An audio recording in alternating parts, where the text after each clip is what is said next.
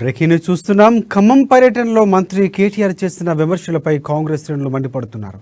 కాంగ్రెస్ 6 గ్యారంటీలపై కేసీఆర్ సటైర్లు వేయడంపై అగ్గ మీద గుగ్గులమవుతున్నారు. వచ్చే ఎన్నికల్లో బీఆర్ఎస్ కు తగిన బుద్ధి చెప్తామని, కేసీఆర్ కుటుంబ పాలన అంతం చేస్తామని చెబుతున్నారు.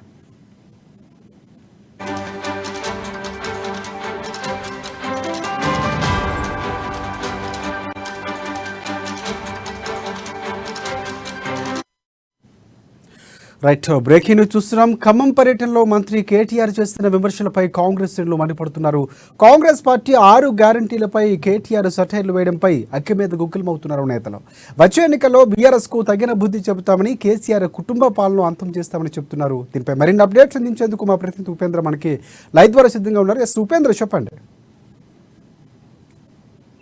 రైట్, రాష్ట్ర ఖమ్మం జిల్లాలో ఐటీ శాఖ మంత్రి BRS working president KT Rama Rao పర్యటన సందర్భంగా ఖమ్మంలో కాంగ్రెస్ పై ఈరోజు తీవ్రమైనటువంటి విమర్శలు చేశారు. ఇదే నేపథ్యంలోనే ఖమ్మం జిల్లాలో ఉన్నటువంటి ఎన్టీఆర్ విగ్రహ అంశంలో కూడా ఒక అనుచితమైనటువంటి వ్యాఖ్యలు చేస్తూ ఎన్టీఆర్ ను తక్కువ చేసి చూశారని చెప్పేసి పేరుతోటి ఖమ్మంలో ఉన్నటువంటి ప్రజానీకం, అటు బీఆర్ఎస్ కావచ్చు, స్థానిక ప్రజలు కావచ్చు, బీఆర్ఎస్ పై ప్రధాన కాంగ్రెస్ నేత తీవ్ర ఆగ్రహం వ్యక్తం చేస్తున్న నేపథ్యంలో అసలు ఏం ఫీల్ అవుతా ఉన్నారు ఈరోజు కేటీఆర్ కామెంట్స్ మీద కాంగ్రెస్ నేతలు ఎలా స్పందిస్తారన్న అంశాల గురించి మనతో పాటు మాట్లాడడానికి కాంగ్రెస్ శ్రేణులు అట్లాగే ఎన్టీఆర్ అభిమానులు మనతో పాటు ఉన్నారు. చెప్పండి, ఈ రోజు కేటీ రామారావు చేసినటువంటి వ్యాఖ్యలను మీరు ఎలా తీసుకుంటున్నారు? అంటే కాంగ్రెస్ సంబంధించి వారంటీ లేని గ్యారంటీలు ఇస్తూ ఈరోజు దానికే గతి లేదు, చనిపోయినటువంటి శవం లాంటిది అని చెప్పేసి నేపథ్యంలో మీరు ఎలా స్పందిస్తారు?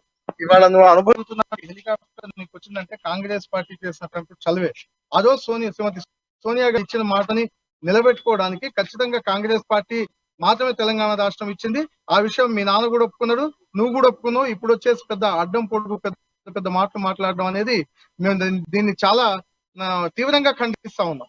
అలాగే ఏదైతే ఏఎన్ఎంలు, ఆశా వర్కర్లు, కాంట్రాక్ట్ బేసిస్ వర్కర్లు వీళ్ళందరూ కూడా అడుగుతా ఉన్నారు రోడ్ల మీదకి వచ్చేసి మా పరిస్థితి ఏంటి, మాకున్నటువంటి సమస్యల పరిష్కారం చూపించండి అని చెప్పేసి. అవన్నీ చూపించకుండా నిన్న కాంగ్రెస్ పార్టీ ఆఫీస్ లో మేము అడిగాం కొన్ని క్వశ్చన్స్. ఏదో రుణాలని చెప్పేసి అన్నావు, బీసీ ఏదో మైనార్టీ రుణాలు అన్నావు, ఏదో దళిత బంధు అన్నావు, అదన్నావు, ఇదన్నావు, ఒక్కటి కూడా చేయకుండా వీటన్నిటికీ సమాధానం చెప్పకుండా గాలిబుడుగలో వచ్చి గాలిబుడుగలో పోయినట్లుగా కాంగ్రెస్ పార్టీ కార్యకర్తలని కాకుండా మిగతా అన్ని పార్టీలకు సంబంధించిన ప్రతిపక్ష పార్టీతే ప్రశ్నిస్తారో వాళ్ళందరినీ తీసుకెళ్లేసి గృహ నిర్బంధాలు చేసి పోలీస్ స్టేషన్లు నింపి నువ్వు వచ్చి ఏదో మాటలు 4 మాట్లాడి చెప్పి నువ్వు ఏదో చెప్పే మాటలకు మళ్ళీ చప్పట్లు కొట్టండి అని చెప్పేసి జనాన్ని అడగటం, జనాలందరూ నవ్వటం కూడా మేము చూసాం. ఇక నీ పని అయిపోయింది. నువ్వు అడ్డం పొడుగు మాటలు ఏదో మాట్లాడి అడ్డంగా దొక్కుతాం, పొడుగ్గా దొక్కుతాం అంటే ఇక్కడ వినడానికి సిద్ధంగా ఇవ్వలేదు. నువ్వు కాదు కదా, నీ అజయ్ ఖచ్చితంగా ఇక్కడ నుంచి ఓడిపోవడం ఖాయం అనేది నీకు కూడా అర్థమైపోయి ఉంటది. ఈ పార్టీకి ఇంకోసారి నువ్వు వచ్చే అవకాశం కూడా, నువ్వు ఏదైతే పదవిలో ఉన్నావో ఆ పదవిలో ఉండి వచ్చే అవకాశం కూడా లేదు. సమయం మించిపోయింది. నువ్వు ఏదైతే ఇవాళ పనులు అని చెప్పేసి కాంట్రాక్టుల పనులు అని చెప్పేసి మొదలు పెట్టినావు, అవి మొత్తం నువ్వు చేయడానికి కాదు, ప్రజల్ని మభ్య పెట్టడానికి మాత్రమే చేసావని చెప్పేసి చెప్తాను. రైట్, మనతో పాటు మిక్కిలేని మంజుల గారు ఉన్నారు. నైట్ నుంచి దాదాపు అర్ధరాత్రి ఇంటికి వెళ్ళి అరెస్ట్ చేసి తీవ్రమైనటువంటి ఇబ్బందులు పెట్టినటువంటి నేపథ్యంలో కేటీ రామారావు గారు కూడా ఈరోజు కార్పొరేటర్ మీద ఆగ్రహం వ్యక్తం చేస్తారు. దీన్ని ఎలా స్పందిస్తారు మరి? కేటీ రామారావు, ఈ రోజు నువ్వు, నీ అయ్యా, నీ ఇక్కడ లోకల్ మంత్రి అనుభవిస్తుంది కాంగ్రెస్ పార్టీ నుంచే వచ్చారు. మీరందరూ కూడా నీ అయ్య చరిత్ర తెలుసుకో. కాంగ్రెస్ పార్టీలో నుంచి వచ్చాడు, టీడీపీలో నుంచి వచ్చాడు. ఈ 2 ప్రతిపక్ష పార్టీలుగా ఆనాడు అధికార పార్టీలో ఉన్న సోనియా గాంధీ రాష్ట్రాన్ని ఇస్తేనే నువ్వు వచ్చి రాజ్యాన్ని ఏలుతున్నావు. నువ్వు వెళ్ళి అమెరికాలో బాత్రూములు కడుక్కుంటూ ఉన్నావు. ఈనాడు నువ్వు చేసిన విధంగా ప్రోటోకాల్ లేకుండా ప్రతిపక్ష పార్టీ కార్పొరేటర్ని నిర్బంధం చేసి పోలీస్ స్టేషన్ లో ఉంచి నువ్వు దొంగతనంగా అభివృద్ధి పనులను నువ్వు ఈ రోజు ఓపెన్ చేసుకొని పోయావని చాలా ఆర్భాటంగా చెప్తున్నావు. కానీ అది ప్రజల్ని అవమానించినట్టు. ఈనాడు ప్రతిపక్ష కార్పొరేటర్లు ఎవరైతే ఓట్లేసి ఈనాడు మమ్మల్ని ఎన్నుకున్నారో వాళ్ళని నువ్వు ప్రతిపక్ష పార్టీలను గెలిపించినటువంటి ప్రజలను నువ్వు ఈ రోజు అవమానపరిచావు. కేటీఆర్ గుర్తు పెట్టుకో, నీ మంత్రి గాని, నువ్వు గాని, నీ అయ్య గాని, ఇంకా ఈ తెలంగాణలో మీరు చెప్పుకోవడానికి అడ్రస్ లేకుండా పోతారు. ఇదొక్కటి గుర్తు పెట్టుకోండి, జాగ్రత్త, ఖబర్దార్ కేటీఆర్. ఇక మీకు రాబోయే రోజులు ఇంకేమి లేవు. నువ్వు మళ్ళీ బాత్రూమ్లే కడుక్కోవడం యథావిధిగా వెళ్ళి నువ్వు కాంగ్రెస్ పార్టీకి పక్క రాష్ట్రాల నుంచి నిధులు రావటం కాదు. నీ అయ్య తెలంగాణ ఉద్యమ కాలంలో కనీసం పెట్రోల్ కొట్టించుకోవడానికి కూడా డబ్బులు ఇవన్నీ ఎక్కడి నుంచి ఈనాడు వేల కోట్లు ఎక్కడి నుంచి సంపాదించారు. నువ్వు నీ అయ్యా నీ చెల్లిపోయి నా తల్లి సోనియా గాంధీ కాళ్ళు పట్టుకుంటే ఈ తెలంగాణ రాష్ట్రం వచ్చింది. ఈ రాష్ట్రాన్ని నువ్వు పరిపాలించి వేల కోట్ల అవినీతి చేస్తున్నారు. అది గుర్తు పెట్టుకోండి. మమ్మల్ని మాట అనే బదులు నువ్వు ఎక్కడి నుంచి వచ్చావు, నీ చరిత్ర ఏంటి, నీ అయ్య చరిత్ర ఏంటి గుర్తు పెట్టుకో. ఖబర్దార్ కేటీఆర్. మనతో పాటు ఎన్టీఆర్ అభిమానిగా ఖమ్మంలో మాజీ కార్పొరేటర్ గా ఉన్నటువంటి నేత మనతో పాటు ఉన్నారు. చెప్పండి సార్, ఈ రోజు ఎన్టీఆర్ మీద చేసినటువంటి వ్యాఖ్యను ఎలా రిసీవ్ చేసుకుంటున్నారు? ఆందోళన అభిమాన నాయకుడు, ఆందోళన ఆరాధ్య దైవం ఎన్టీ రామారావు గారి విగ్రహాన్ని కేటీఆర్ తో ఓపెన్ చేయించడం అనేది చాలా తప్పు. అది ఇక్కడ నిన్నటి దాకా నిన్న నైట్ దాకా ఎవరు ఓపెన్ చేయదు, ఓన్లీ ఎన్టీఆర్ పార్క్ ఓపెన్ చేస్తారని చెప్పి మభ్యపెట్టి సడన్ గా ఇవాళ మార్నింగ్ తీసుకొచ్చేసి కేటీఆర్ తో ఓపెన్ చేయించారు. ఇది ఈ విధంగా ఎందుకు చేయాలా? యాక్చువల్ గా అవి ఎన్టీ రామారావు అభిమానులుగా మాకు చాలా మనస్తాపం కలిగింది. ఎందుకంటే అసలు ఓపెన్ చేసినా కూడా ఎన్టీ రామారావు ముసుగు తొలగలేదు. ఎందుకంటే ఆయన కూడా ఈ దరిద్రాన్ని చూడలేక వీళ్ళు చేసే ఓపెనింగ్ చేసే కార్యక్రమం చూడలేక, ఇక్కడ ఖమ్మంలో వీళ్ళు చేసే అరాచకాలు చూడలేక ఆయన కూడా ఓపెన్ కాలేదు. తర్వాత మళ్ళీ క్రేన్లేసి చేసినారు. ఈ విధంగా అసలు రామారావు విగ్రహాన్ని ఓపెన్ చేసి రామారావు ఆత్మ క్షోభించేటట్టు చేసినారు. దాన్ని ఇమీడియట్ గా రామారావు అభిమానులు అందరూ కూడా పసుపు నీళ్లతో పాలతో దాన్ని శుద్ధి చేసి విగ్రహాన్ని శుద్ధి చేసి చేయాలనేది పిలుపునిస్తున్నాం. రైట్, మనతో పాటు మరో నేత ముస్తాఫా అందించేటువంటి కాంగ్రెస్ నేత మనతో పాటు ఉన్నారు. చెప్పండి ముస్తాఫా గారు, మీరు ఏం ఫీల్ అవుతాం? కాంగ్రెస్ కి వారంటీ లేదు, కాంగ్రెస్ చనిపోయింది అనేటువంటి వ్యాఖ్యలు ఎలా తీసుకుంటారు? కేటీఆర్ గారికి మతి స్థిమితం లేకుండా అయిపోయింది ఖమ్మం.